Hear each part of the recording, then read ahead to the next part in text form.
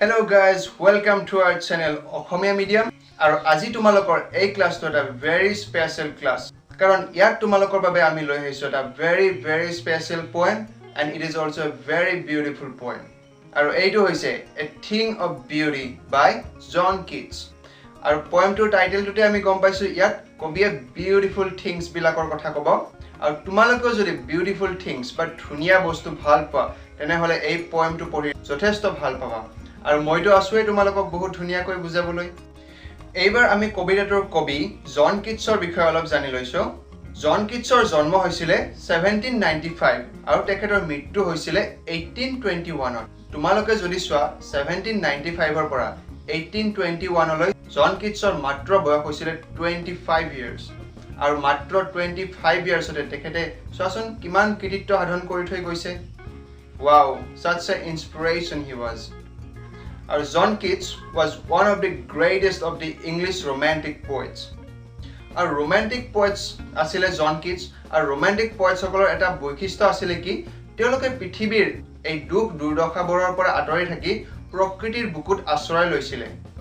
আৰু তেওঁলোকৰ কবিতাবোৰত সদায় তেওঁলোকে প্ৰকৃতিৰ গুণগান কৰিছিল আৰু এইবোৰক ভিত্তি কৰি তেখেতসকলে কবিতা লিখিছিল।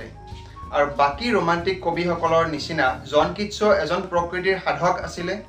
আৰু তেখেতৰ কবিতাসমূহতো আমি প্ৰকৃতিৰ গুণানুকীৰ্তন দেখিবলৈ পাওঁ। আৰু এইবাৰ আমি তোমালোকক A Thing of Beauty কবিতাটোৰ বেকগ্ৰাউণ্ডৰ বিষয়ে কৈছো। তোমালোকৰ A Thing of Beauty কবিতাটো জন কিটছৰ এণ্ডিমিয়ন কবিতাটোৰ এটা এক্সাৰ্প্ট বা এটা অংশ। আৰু জন কিটছৰ এণ্ডিমিয়ন কবিতাটো এটা যথেষ্ট দীঘল কবিতা আৰু সেয়েহে ইয়াক ইপিক পোয়েম বুলিও কোৱা হয়। আৰু এই এণ্ডিমিয়ন কবিতাটোত এণ্ডিমিয়ন আছিল এজন শেফাৰ্ড বা এজন ভেড়াৰখীয়া, যাক আমি অসমীয়াত গৰখীয়া বুলিও কওঁ। যিয়ে পথাৰত গৰু চৰে তাক আমি গৰখীয়া বুলি কওঁ। ঠিক তেনেদৰে যিয়ে ভেড়া ছাগলী চৰে তাক শেফাৰ্ড বুলি কোৱা হয়। আৰু আমি যেনেকৈ প্ৰেমত পৰো ঠিক তেনেদৰে এদিন এণ্ডিমিয়নো প্ৰেমত পৰিছিল। কিন্তু এণ্ডিমিয়নে কোনো সাধাৰণ নাৰীৰ প্ৰেমত পৰা নাছিল। তেখেতে প্ৰেমত পৰিছিল মুন গডেছ চিন্থিয়াৰ ওপৰত, অৰ্থাৎ মুনৰ ৰাণী চিন্থিয়াৰ ওপৰত। আৰু এই এণ্ডিমিয়ন কবিতাটোত কেনেকৈ এণ্ডিমিয়নে মুন গডেছ চিন্থিয়াক বিচাৰি গোটেই ত্ৰিভুৱন চলাথ কৰিছিল তাৰ সুন্দৰ বৰ্ণনা পোৱা যায়। এইবাৰ আমি তোমালোকক পোয়েমটোৰ এটা শৰ্ট সামাৰি কৈ দিছো। কবিতাটোত কবিয়ে কৈছে যে A Thing of Beauty is a joy forever, অৰ্থাৎ যিবিলাক থিংছ অফ বিউটি আছে বা যিবিলাক ধুনীয়া বস্তু আছে এইবিলাক বস্তুৱে আমাক সদায় ইটাৰনেল জয় প্ৰদান কৰে। ইটাৰনেল জয় মানে হৈছে এটা চিৰস্থায়ী আনন্দ প্ৰদান কৰে। আৰু ইয়াৰ আনন্দ বা এই বিউটিফুল বস্তুবিলাকৰ যিটো আনন্দ প্ৰদান কৰা ক্ষমতা ই কেতিয়াও শেষ হৈ নাযায়। কিন্তু ইয়াত এটা কথা তোমালোকে মন কৰিবা, কবিয়ে কিন্তু ইয়াত বিউটিফুল থিংছ বুলি কওঁতে কোনো ধৰণৰ বিভেদ অনা নাই, যেনেকৈ এইটো বস্তু ধুনীয়া বা এইটো ধুনীয়া নহয় এনেধৰণৰ কথা তেখেতে কোৱা নাই। এই পৃথিৱীত থকা বা এই প্ৰকৃতিৰ সকলোবোৰ বস্তুৱেই ধুনীয়া। আমি এটা কথা জানো যে beauty lies in the eyes of the beholder, অৰ্থাৎ সৌন্দৰ্য ক'ত আছে এজন মানুহৰ যিটো অবজাৰভেশ্যন বা তেখেতৰ দৃষ্টিত সেই ধুনীয়া বা সৌন্দৰ্য সোমাই থাকে। আৰু তোমালোকে এই কবিতাটো পঢ়িলে দেখিবা যে কবিয়ে ইয়াত বিভিন্ন প্ৰকৃতিৰ ধুনীয়া বস্তু যেনেকৈ ছান, মুন, ডেফোডিল ফ্লাৱাৰ্ছ, বিউটিফুল ষ্ট্ৰীমছ এই সকলোবিলাক ধুনীয়া বস্তুৰ কথাই উল্লেখ কৰিছে। আৰু এই ধুনীয়া বস্তুবিলাকে সদায় সিহঁতে আমাক ইটাৰনেলি বা চিৰস্থায়ীভাৱে আমাক আনন্দ প্ৰদান কৰি আহিছে। আৰু ইহঁতৰ পৰা যি আমি আনন্দ লাভ কৰিছো এইবিলাকক আশ্ৰয় কৰিয়ে মানুহে সদায় জীৱনত আগবাঢ়ি যাবলৈ অনুপ্ৰেৰণা লাভ কৰিছে। ইয়াত কিন্তু কবিয়ে অকল যে ছান, মুন বা প্ৰকৃতিৰ বিভিন্ন ধুনীয়া বস্তুৰ কথাই উল্লেখ কৰিছে তেনেকুৱা নহয়।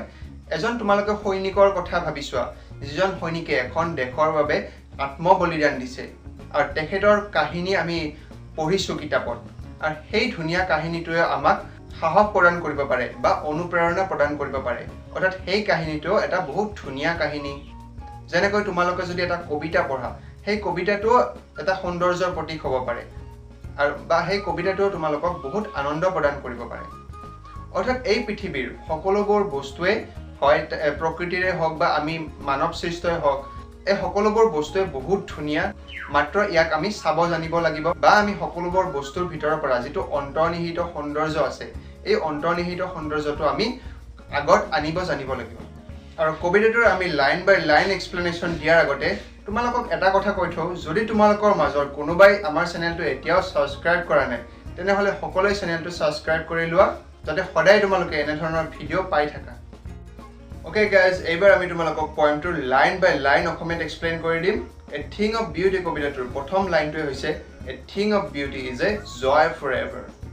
অৰ্থাৎ ইয়াত কবিয়ে কৈছে যে যিকোনো এটা ধুনীয়া বস্তু বা এটা বিউটিফুল থিং সদায় আমাক কি জয় বা আনন্দ প্ৰদান কৰে আৰু ই আমাক ফৰ এভাৰ মানে হৈছে যিটো চিৰস্থায়ী বা কেতিয়াও শেষ হৈ নাযায় its loveliness increases it will never pass into nothingness আৰু কবিয়ে কৈছে যে ইয়াৰ যিটো সৌন্দৰ্য ই কেতিয়াও শেষ হৈ নাযায় বৰঞ্চ ই সময়ৰ লগত বাঢ়িহে গৈ থাকে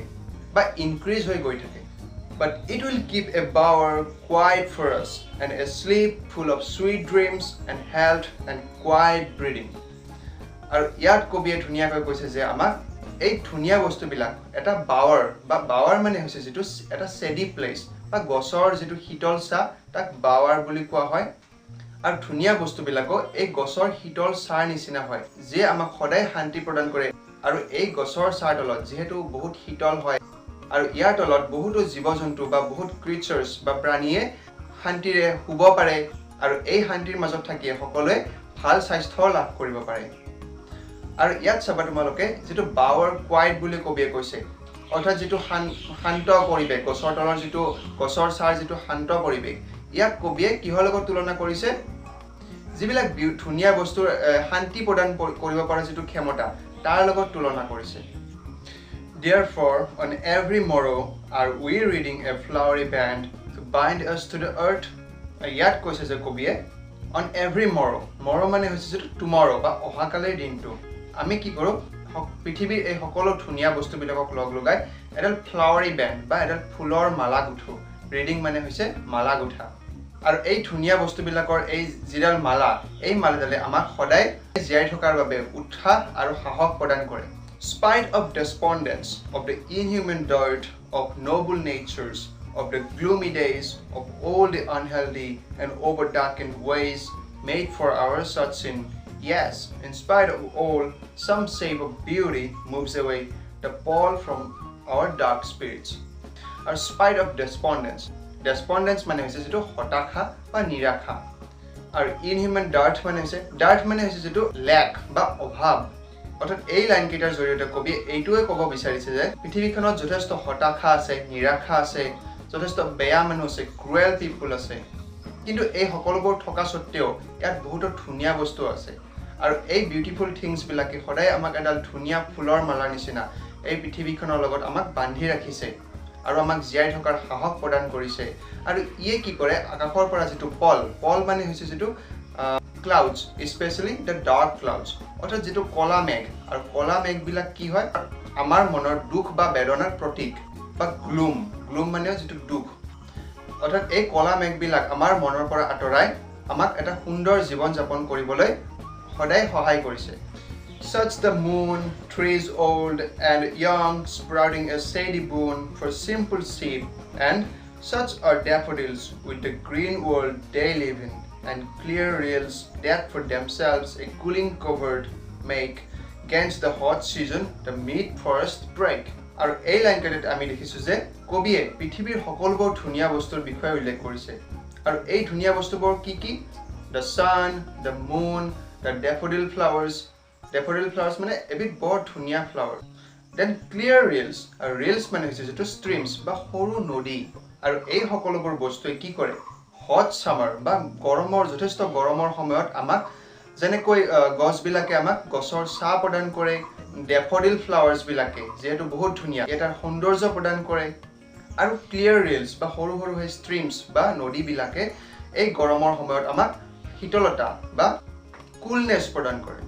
আৰু কবিয়ে ইয়াত উল্লেখ কৰিছে যে এই যে সকলোবোৰ ধুনীয়া বস্তু আছে এইবিলাক প্ৰকৃততে এটা ব্লেসিং বা এটা আশীৰ্বাদ আমাৰ জীৱ জগতৰ কাৰণে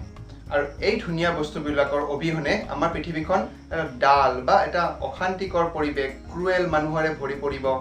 ডিপ্ৰেছন হতাশা নিৰাশাৰে ভৰি পৰিব আৰু মাত্ৰ এই ধুনীয়া বস্তুবোৰ থকাৰ বাবেহে আমি জীয়াই থকাৰ এটা তাৰণা লাভ কৰিছো এইবাৰ আমি তোমালোকক কবিতাৰ শেষৰ অংশলৈ আহিছো rich with a sprinkling of fair musk rose blooms and such too is the grandeur of the tombs we have imagined for the mighty dead all lively tales that we have heard or read, an endless fountain of immortal drink pouring unto us from the heaven's brink. And these are so beautiful lines. Yat Keatse ধুনিয়া বস্তুবিলাকৰ কথা গুণানুকীৰ্তন কৰি গৈ আছে আৰু ইয়াত প্ৰথমতে কবিয়ে কি কৈছে ফেয়াৰ মাস্ক ৰজেছৰ কথা কৈছে ফেয়াৰ মাস্ক ৰজেছ হৈছে এ টাইপ অফ ৰজেছ বা এটা বহুত ধুনিয়া গোলাপ ফুল আৰু যিয়ে যথেষ্ট সুগন্ধি প্ৰদান কৰে আমাক তাৰ পিছত কবিয়ে গ্ৰেন্ডিয়ৰ এণ্ড মাইটি ডেডৰ কথা কৈছে গ্ৰেন্ডিয়ৰ মানে হৈছে যেটো সুউচ্চ বা সৰ্বোচ্চ আৰু মাইটি ডেড কাক কোৱা হয় যিবিলাক সৈনিক আমাৰ কাৰণে বা গোটেই দেশৰ কাৰণে নিজৰ জীৱন উৎসৰ্গা কৰি মৃত্যুক আকোৱালি লয় তাক কোৱা হয় মাইটি ডেড আৰু এনে ধৰণৰ ডাঙৰ বা সৰ্বোচ্চ এই ষ্টৰিজ বিলাক আমি হয়তো কিতাপত পঢ়ো বা আনৰ মুখত শুনিবলৈ পাওঁ আৰু কবি ইয়াকো যথেষ্ট সুন্দৰতা প্ৰদান কৰিছে আৰু এই সকলো বস্তু যথেষ্ট ধুনিয়া বুলি কৈছে কাৰণ এইবিলাক শুনি বা পঢ়িয়ে আমি জীৱনৰ কাৰণে যেটো অনুপ্ৰেৰণা লাভ কৰোঁ আৰু এই সকলোবোৰ বস্তু এটা ইমৰ্টেল ফাউন্টেনৰ নিচিনা ফাউন্টেন মানে হৈছে যেটো এটা উৎস আৰু ইমৰ্টেল ড্ৰিংক মানে হৈছে যেটো